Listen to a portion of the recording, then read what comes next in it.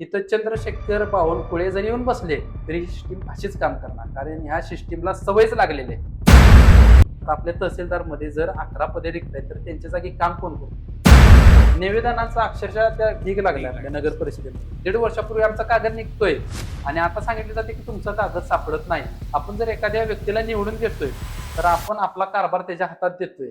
तुम्ही प्रश्नच उपस्थित केला नाही तर हा भ्रष्टाचार वर्षानुवर्ष सुरूच राहणार. आपण मालक आहे आणि हा आपला पैसा आहे. खरं तर जे लेटर आपल्या नगर परिषद आलं ना ते 1 वर्ष आधी लेटर आपल्या नगर परिषदेमध्ये येऊन पडलेलं आहे. गट विकास अधिकारी आहेत त्यांच्याशी आपला पत्रव्यवहार सुरू आहे. तहसीलमध्ये व्हिडिओ मला त्याला जास्त दिसतो. तुम्हाला त्याचा काय अनुभव आहे? अनुभव प्रचंड वाईट आहे. प्रत्येक तहसील कार्यालयामध्ये जर 10 पदं जर रिक्त जरी पकडली तर 3,500 पदं रिक्त ह्या घडीला आता आहेत. जर तुमच्याच पुढात दम नसेल तर तुम्ही दुसऱ्याकडून अपेक्षा ठेवू नका. एक रील स्टार म्हणून आजच्या तरुणाईला तुम्ही काय संदेश द्याल? मुळात तर मी काही रील स्टार नाही. रील स्टार नाही किंवा आता लोक मला समाजसेवक म्हणतात तर मी समाजसेवक सुद्धा नाही. मी एक नागरिक आहे. मी स्वतःला नागरिकच समजतो आणि सर्वांनी एक नागरिक म्हणून त्या सोशल मीडियावर आपले प्रश्न मांडावेत आणि आपल्या समस्या सोडवून घ्याव्यात एवढंच. कारण आपण थेट एखाद्या अधिकाऱ्याकडे गेलो, नगरसेवकाकडे गेलो, काही वेळेस काम होतं, काही वेळेस काम होत नाही. काही गोष्टी जटिल असतात जिथं नगरसेवक सुद्धा काम करू शकत नाही. मग त्यावेळेला आपल्याकडे एकच पर्याय सोशल मीडिया. तिथं आपण आपल्या समस्या मांडू शकतो, त्यावरती लोक व्यक्त होतात आणि त्यानंतर मग ते काम मार्गी लागतं. त्यामुळं आता तरुणाला सांगण्यासारखं आता काही राहिलेलंच नाही की सगळा तरुण आता सोशल मीडियावरती आहे. तुम्ही आता बघितलं कॉक्रोच जनता पार्टी नावाचा एक पक्ष आला आणि त्याला 6 दिवसात जवळजवळ 20 मिलियन लोकांनी फॉलो केलं. ही फॉलोची प्रोसेस आहे ना, म्हणजे हे फॉलो म्हणजे काय आहे? लोकांच्या मनात या सिस्टीमच्या विरोधात एक रोष आहे. तो रोष कुठेतरी बाहेर पडायला जागा पाहिजे. मग त्याला फॉलो व्हायचं कारण तेच आहे की आमच्यात तुमच्याबद्दल खूप रोष आहे म्हणून आम्ही त्या पेजला फॉलो करतोय. त्याच्या माध्यमातून जर समाजाच्या मुद्द्यावर चर्चा होणार असेल तर आम्ही त्या पार्टीच्या सोबत आहे हे दाखवण्यासाठीच लोकांनी फॉलो केलेलं आहे. ह्याच्या पलीकडे जाऊन काही नाही. आता आपण ज्यावेळेला रील तयार करतो तर आपली पण भावना तीच आहे की आम्ही तुम्हाला विरोध करणार. का करणार? कारण तुम्ही चुकताय तर त्याला आम्ही विरोध करणारच. आणि आम्ही विरोध केल्यामुळे तुम्ही पण कुठेतरी तुमची नीतिमत्ता पाळून ह्या गोष्टींकडे लक्ष देणं गरजेचं आहे ही आपली अपेक्षा आहे. आपण आता प्रत्येकजण म्हणतो की समाज बदलला पाहिजे, समाज बदलला पाहिजे. तर समाज बदलण्यासाठी सर्वसामान्य नागरिकाची जबाबदारी काय आहे असं तुम्हाला काय वाटतं? सगळ्यात महत्वाचं तर नागरिक म्हणून आपल्या दारात रस्ता सुरू आहे, नाल्याचं काम सुरू आहे, काम दिसतंय आपल्याला ती बाबा खराब काम आहे किंवा मटेरियल जे आहे ते योग्य वापरलं जात नाही. आपण काय म्हणतो जाऊ दे रे आपल्याला काय फरक पडतोय. आपल्याला काय फरक पडतो? आपल्याला काय फरक पडतोय हाच खूप मोठा फरक आहे आपल्यातला. जो आपल्याला काय फरक पडतो म्हणून आपण गप्प राहतोय. आपल्या समोर जे काम चाललंय हे चुकीचं आहे. ह्याच्यावरती तुम्ही जर आवाज उठवत नसाल तर मग तुम्ही सिस्टीमच्या विरोधात बोलायचा तुम्हाला अधिकार नाही. की हे काम निकृष्ट आहे, ह्याच्यात भ्रष्टाचार झाला, ह्यात पैसे खाल्लं. तुम्ही बोलू शकत नाही. ज्यावेळेला काम सुरू होतं तेव्हा तुम्ही कुठं होता? एखाद्या नगरसेवकाचं त्या प्रभागात लक्ष ठेवणे ही त्याची जबाबदारी आहे. पण एक नागरिक म्हणून आपली पण एक जबाबदारी आहे की बाबा ह्या कामावरती आपलं सुद्धा लक्ष पाहिजे. डोळ्याला दिसतंय नाल्यात तुम्ही सळी किती एमएम वापरलेले, किती कमी वापरलेले, सिमेंट कुठल्या प्रकारचं आहे, निकृष्ट काम होतंय दिसतंय. तुम्ही बोलत नाही. तुम्ही बोलला पाहिजे. म्हणजे एक नागरिक म्हणून तुम्ही बोललं पाहिजे, तुम्ही व्यक्त झालं पाहिजे. तरच कुठेतरी बदल घडणार आहे. नाहीतर मग तुम्ही रोज उठलं की तेच बघतोय. त्याच रस्त्याला, त्याच नाल्याला वर्षानुवर्ष तोच पैसा खर्च होतो. आपलाच पैसा आहे ना. सगळ्यात महत्त्वाचं नागरिकांना हे समजत नाही की आपण मालक आहोत. आपण कुठेही देशात कुठेही जर काम सुरू असेल तर त्यात आपला एक तरी रुपया असतोच. आपल्या नागरिकांना असं वाटतं की जे काम चाललंय हे आपलं नाही. हे प्रशासकीय लेवलला काम चाललंय हे नेत्यांचं काम आहे. अरे ते काम आपलं आहे, त्यात पैसे आपले आहेत. आपण बोललं पाहिजे, आपण मालक आहे. आपण जर एखाद्या व्यक्तीला निवडून देतोय तर आपण आपला कारभार त्याच्या हातात देतोय. बाबा तू हे काम बघ आणि तू व्यवस्थित बघ. जर आपण त्या कामाचा हिशोबच मागितला नाही तर तो त्यात भ्रष्टाचार करणारच आहे. आणि तुम्ही प्रश्नच उपस्थित केला नाही तर हा भ्रष्टाचार वर्षानुवर्ष सुरूच राहणार आहे. तुम्ही बघताय आता आपल्या शहरात रस्ता होतोय. रस्ता झाल्यानंतर कुठली तरी पाईप टाकायच्या उकरला जातो. उकरताना पैसे मिळतात. रस्ता मुजवताना पैसे मिळतात. नवीन रस्ता करताना पैसे मिळतात. एवढा कोट्यवधी रुपयाचा फंड एकाच कामाला वेगवेगळ्या पद्धतीने खर्च केला जातो आणि त्यामध्ये कमिशन म्हणा, टक्केवारी म्हणजे भ्रष्टाचार अमाप होतो. त्याच्याकडे लक्ष आपलंच पाहिजे. त्यामुळे नागरिकांनी ही गोष्ट लक्षात ठेवली पाहिजे की आपण मालक आहे आणि हा आपला पैसा आहे आणि तो कोणत्या पद्धतीने खर्च होतोय ह्याच्याकडे आपलं लक्ष असणं खूप गरजेचं आहे. या रील्स किंवा सामाजिक माध्यमांमध्ये येण्यापूर्वी तुमची शैक्षणिक प्रगती किंवा शैक्षणिक तुमची काय बाजू आता झालेली आहे पूर्ण? शिक्षण म्हणजे माझं कम्प्युटर मध्ये डिप्लोमा केलेला आहे. डिप्लोमा केल्यानंतर मी डिग्रीला पण ऍडमिशन घेतलं, पण डिप्लोमा सुरू असतानाच मी व्यवसाय सुरू केला आणि व्यवसायात मन रमल्यामुळे मी परत डिग्रीचं ऍडमिशन कॅन्सल केली. म्हणजे मी सध्या तरी डिप्लोमा होल्डर आहे कम्प्युटरचा. त्यात व्यवसायात पडल्यामुळं परत शिक्षण माझं राहूनच गेलं. पण आता आपण एक रील पण केलेली बघा अंगणवाडीच्या संदर्भात. बरोबर. हा. अंगणवाडीची जी भीषण अवस्था आहे ना, ती वर्षानुवर्ष अशीच आहे. मग कोण मांडली? ह्याच्या आधी कोणी समस्या मांडली का? कुठल्या नगरसेवकांनी मांडली का? तर त्यांच्या लेवलला ते प्रयत्न झाले. पण ही समाजासमोर कधी आली? जेव्हा आपण ती रील बनवली. माध्यम. हा, आता मी रील बनवते ह्याचा अर्थ मी काय मोठी तोप आहे वगैरे अशी काय गोष्ट नाही. जी डोळ्याला दिसते ती मांडली. त्यानंतर त्या रीलचा इम्पॅक्ट इतका झाला. रील बनवल्यानंतर ज्या सुपरवायझर आहेत, आपल्या भागात ज्या सुपरवायझर करायला येतात, त्यांनी पहिल्यांदाच ईश्वरपूरला भेट दिली. म्हणजे ते नवीनच आले. त्याच्या आधी जे सुपरवायझर होते त्यांनी किती लक्ष दिलं मला माहिती नाही. ज्या आता मोरे मॅडम म्हणून आहेत त्यांनी येऊन त्या अंगणवाडीला भेट दिली. त्यांनी ते भीषण वास्तव बघितलं आणि परत त्यांनी आपल्या बालविकास ह्याच्यात त्यांनी ते कळवलं. त्यांनी अहवाल दिला. तिथून परत एक लेटर आपल्या नगर परिषदेला आलं. खरं तर जे लेटर आपल्या नगर परिषद आलं ना, ते 1 वर्ष आधी लेटर आपल्या नगर परिषदेमध्ये येऊन पडलेलं आहे. तुमच्या भागामध्ये किती अंगणवाडी आहेत, त्याची दुरावस्था असेल तर त्याचा आम्हाला एक अहवाल द्या किंवा प्रस्ताव द्या, जेणेकरून आम्ही त्या ह्याच्यावरती आम्ही खर्च करू. कोणी दिलेला आहे? बालविकास जो आपला सांगलेला आहे त्यांनी, म्हणजे महिला व बालविकासमध्ये पण बालविकास प्रकल्प म्हणून वेगळा विषय आहे. त्यांनी तो 1 वर्ष आधीच आपल्या नगर परिषदेला दिलाय. अक्षरशः लहान लहान मुलं आहेत, छत गळतंय. मधमाशांचं पोळं तुमच्या त्या अंगणवाडीत आहे. लहान लहान मुलं तिथे शिकतात, त्यांना मधमाशा चावतात. अंगणवाडीच्या बाहेर खड्डा काढून लहान मुलांना शी आणि शू करायला तिथं भाग पडलं जाते, कारण आतमध्ये टॉयलेटची सोय नाही. सोय आहे तर पाणी नाही, पाणी आहे पण मोटर नाही. अशा या भीषण गोष्टीकडं इतक्या वर्ष कोणी लक्ष का दिलं नाही, ह्याचं मला इतकं मी आतून हल्लो की बाबा ही इतकी लहान मुलं आहेत, ही देशाचं आपलं भविष्य आहे. मग मी त्यानंतर मग माहिती अधिकार टाकला, पत्रव्यवहार केले. पत्रव्यवहार केल्यानंतर आपले प्रकल्प अधिकारी आहेत त्यांच्याशी डायरेक्ट कॉन्टॅक्ट झाला. त्यांनी एक चांगल्या पद्धतीने मला मार्गदर्शन केलं. तर त्यानंतर मी पत्रव्यवहार आपल्या नगर परिषदेमध्ये केला. नगर परिषदेमध्ये ह्या गोष्टीला वाचा फोडली आणि त्यानंतर मग आपले प्रकल्प अधिकाऱ्यांना आपण ईश्वरपूरमध्ये बोलवून घेतलं. त्यानंतर आपले शिक्षण सभापती, मुख्याधिकारी, उपमुख्याधिकारी आणि ग्रामीण भागातले प्रकल्प अधिकारी आणि शहरी भागातले प्रकल्प अधिकारी दोन्ही आपण अधिकारी त्या ठिकाणी बोलवले. मीटिंग झाली. तर आपला हा खूप छान प्रोजेक्ट आहे. आपला केंद्र सरकारचा अंगणवाडी. 800 लोकांच्या मागे एक अंगणवाडी. आपल्या ईश्वरपूरची लोकसंख्या जवळजवळ 1 लाखाच्या आसपास आहे.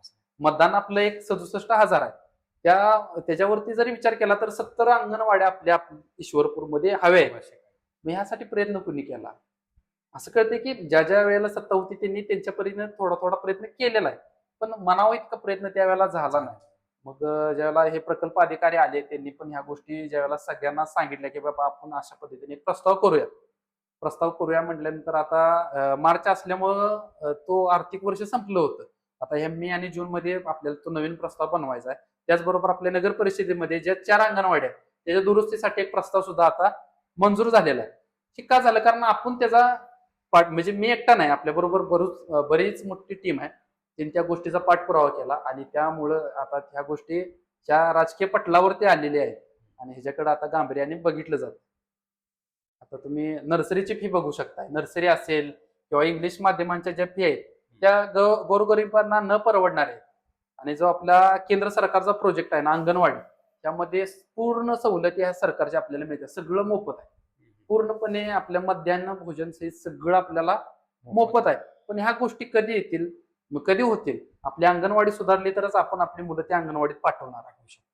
आता मी माझ्या मुलाला जर 15-20 हजार रुपये घालवून नर्सरीत, आता लहान आहे 3 वर्षाच्या मुलाला मी जर 20,000 रुपये खर्च करत असेल तर एखाद्याची परिस्थिती नसेल तर त्यानं कुठे मुलगा शिकवायचा? तर त्यासाठी अंगणवाड्या होणं खूप गरजेचं आहे. आणि अंगणवाड्या म्हणा किंवा आता आपल्या झेडपीच्या शाळा ज्या आहेत त्या झपाट्याने बदलत चाललेल्या आहेत. चालेल. आपले वारीव गुरुजी म्हणून आहेत जालिंदर नगरला, त्यांनी त्यांच्या माध्यमातून बऱ्याच शाळा आता त्यांनी डेव्हलप केलेल्या आहेत. त्यांच्याशी सुद्धा आपला पत्रव्यवहार सुरू आहे. आपले शिक्षण गट विकास अधिकारी आहेत, त्यांच्याशी आपला पत्रव्यवहार सुरू आहे. आणि अशा माध्यमातून आपण आपल्या भागातली एक सुरुवातीला एक झेडपीची शाळा एक चांगल्या पद्धतीने डेव्हलप करायचा प्रयत्न आता आपल्या मार्फत सुरू आहे. त्याचे सुद्धा आपले पत्रव्यवहार आणि त्याप्रमाणे आपलं काम सुरू आहे. सुरुवातीला तुम्ही मनोरंजनाचे काही व्हिडिओ केले होते आणि पाहिले ते आहे, पण त्याच्यानंतर आता तुम्ही सामाजिक प्रश्नांकडे वळलाय. मग आता परत तुम्ही रंजन किंवा मनोरंजन करणाऱ्या व्हिडिओकडे वळणार आहात का? मनोरंजन करण्यामध्ये एक ती पण आवड, म्हणजे मनोरंजन करणे पण आवड आहे. म्हणजे आम्ही सुरुवात केली आता मी आणि माझ्या मिसेसनं कॉमेडी व्हिडिओची आम्ही आधी सुरुवात केली होती. पण आता त्यापासून आता आम्ही म्हणजे खूप लांब आलेलो आहे. आता तुम्ही जसं म्हणला की हा कंटेंट, तर तो कंटेंट वेगळा आणि ही समस्या वेगळी. आता ह्याच्यामध्ये ते मी आणू शकत नाही कारण तेवढा आता माझ्याकडे पण वेळ नाही. आणि जरी वेळ भेटला तरी त्याच्याकडे वळणं आता खूप कठीण आहे. कारण लोकांना हसवण्यापेक्षा लोकांच्या समस्या मांडणं हा आता महत्वाचा गरज मुद्दा आहे. मला वाटतोय. तुमच्या व्हिडिओच्या संख्येमध्ये तहसीलमधले व्हिडिओ मला जरा जास्त दिसते. कारण आता अलीकडे असं झालं की तहसीलमध्ये शासकीय पातळीवरची कर्मचाऱ्यांची संख्या कमी आहे आणि खाजगी स्वरूपातील कर्मचारी जास्त आहेत. तर तुम्हाला त्याचा काय अनुभव आला? अनुभव प्रचंड वाईट आहे. प्रचंड वाईट. कारण सुरुवात करतो आता कॉक्रोच जनता पार्टी झाली, बेरोजगारांना कॉक्रोच म्हटलं गेलं. मी ज्यावेळेला माहिती अधिकार टाकलेला आहे त्यात माझ्या असं लक्षात आलं की जे 45 पदं मंजूर आहेत आपल्या तहसीलदार कार्यालयात त्यातली 11 पदं रिक्त आहेत. जवळजवळ 25% पदं रिक्त आहेत. या ठिकाणी आपली ही एक तहसीलदार कार्यालय झालं. आपल्या पूर्ण महाराष्ट्रामध्ये 350च्या वर तहसील कार्यालय आहे. प्रत्येक तहसील कार्यालय म्हणजे जर 10-10 पदं जर रिक्त जरी पकडली तर 3,500 पदं रिक्त ह्या घडीला आता आहेत. मग या ठिकाणी आपण बेरोजगार तरुणांना लावू शकतो. तुम्ही लवकरात लवकर ही प्रोसेस करणं गरजेचं आहे. आता आपल्या तहसीलदारमध्ये जर 11 पदे रिक्त आहेत तर त्यांच्या जागी काम कोण करतो? माझ्याकडे असे लोक आलेले आहेत की काल आमचे म्हणजे एक 1-1.5 वर्षापूर्वी आमचा कागद निघतोय आणि आता सांगितलं जाते की तुमचा कागद सापडत नाही. मग कागद घाळ कुठं होतात? हे घाळ कोण करतं? इथं चंद्रशेखर बावनकुळे जरी येऊन बसले तरी ही सिस्टीम अशीच काम करणार. कारण ह्या सिस्टीमला सवयच लागलेली आहे. तुमची कागद पेंडिंग ठेवायची, तुम्हाला नाहक त्रास द्यायचा, तुमच्याकडून पैसे उकळायचे आणि मगच तुमचं काम करायचं. ही सिस्टीमची लागलेली सवय आहे जी कोणीच बदलू शकत नाही. एखादा प्रश्न तुम्ही व्हिडिओच्या माध्यमातून मांडल्यानंतर त्याच्यावर येणाऱ्या प्रतिक्रिया किंवा प्रतिक्रिया देणं न देणं, वेगळ्या प्रतिक्रिया देणं, ही प्रक्रिया कशी असते? हा, कमेंटच्या द्वारे म्हणताय. तर काय होतंय आता तुम्ही मला बोलवलंय तुमच्या भागात बऱ्याच वर्ष ती समस्या आहे, ती समस्या मांडायला तुम्ही मला बोलवलंय. मी समस्या मांडणारच आहे कारण ते आता मी कामच घेतलेलं आहे. तुमची समस्या मांडल्यानंतर मी जेव्हा व्हिडिओ पोस्ट करतोय ना तर तुम्ही त्याच्यावरती कमेंट नाही करत. का करत नाही? कारण तुम्हाला भीती आहे की हा नगरसेवक माझ्या ओळखीचा आहे, तो नगरसेवक माझ्या ओळखीचा आहे, हा काहीतरी म्हणेल, तो काहीतरी म्हणेल. जर तुम्हीच व्यक्त होणार नसाल, तुम्ही तुमच्या प्रश्नासाठीच भांडणार नसाल तर आमच्या लोकांनी का भांडावं? मग तुम्ही आमच्याकडून का अपेक्षा ठेवावी की तू आमच्यासाठी भांड म्हणून? नाही होऊ शकत.